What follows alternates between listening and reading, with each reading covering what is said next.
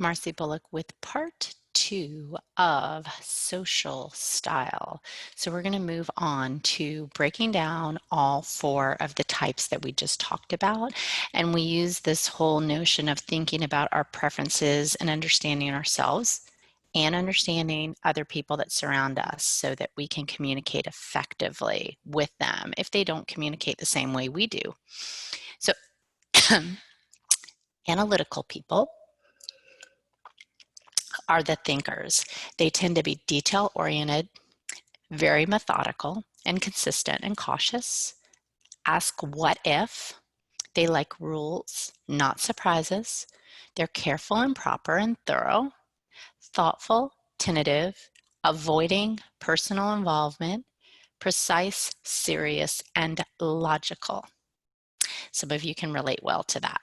The driver is let's just do it now, get to the point, what is the bottom line, win versus lose, task-oriented, likes to take action, independent and formal, practical, dominating, forceful and direct, challenges others' view, aloof, competitive, impatient. Expressive, colorful and dramatic, future-oriented, optimistic, forgetful, leap before you look, what are the rules, limits, active and spontaneous, reactive and impulsive, decides on intuition, makes presence known, dramatic, animated, adventuresome, direct. Amiable, wants everyone to be happy, avoids hurting feelings, thinks well of others, likes support from others, likes to help others, may hold grudges, approachable, supportive, open with feelings, slow to decide, builds trust, is dependable, open, pliable, and concerned. Now with each of these, you can connect to the words that are you, and you can say maybe negative to the ones that you don't connect to. Intention versus perception. So drivers intend to be independent, decisive, practical, and efficient, but may be perceived as insensitive, dominant, opinionated, and cold. It's important to understand how other people can see you. Analytical intends to be precise, logical, and thorough, serious and systematic, but could be perceived as inflexible, picky, critical, exacting, and stubborn. Everything has an opposing side. The amiable intends to be cooperative, supportive, patient, and loyal, but could be perceived as permissive, conforming, overly sensitive, dependent, and indecisive. And finally, expressive intends to be outgoing and enthusiastic and spontaneous, but could be perceived as unrealistic, distributive, careless, and emotional. I'm sorry, disruptive, careless, and emotional. It's like, what is the word distributive?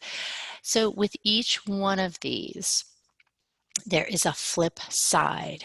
It's kind of like basements and balconies. When you're in the balcony, you're outgoing and enthusiastic. When you slide into the basement, you're disruptive and careless.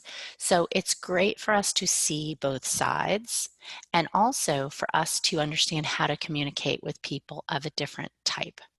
So with an analytical, we want to try to prepare our facts in advance, be as accurate and stick to business, list pros and cons, take our time and be persistent, follow through if we can, be organized, logical, and be accurate and realistic.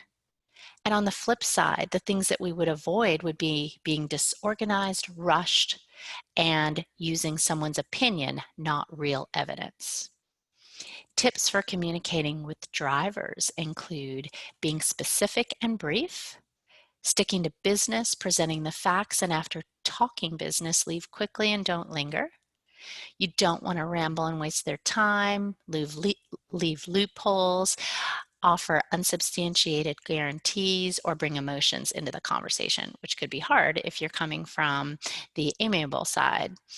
Tips for communication with amiable is start with the personal comment.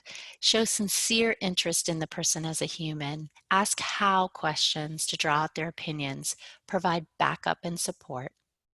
You don't want to just stick to business with an amiable. You don't want to be demanding and manipulative or debate facts and figures or offer too many opinions or be vague and forgetful with deadlines.